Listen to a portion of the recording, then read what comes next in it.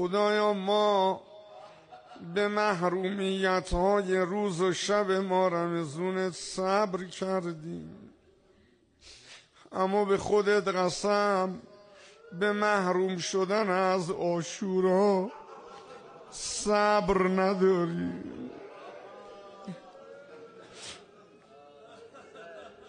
خدایا ما در ماه رمضان جریمه شدیم، بسته مونه، ما رو با محروم شدن از ابی عبدالله جریمه نکن.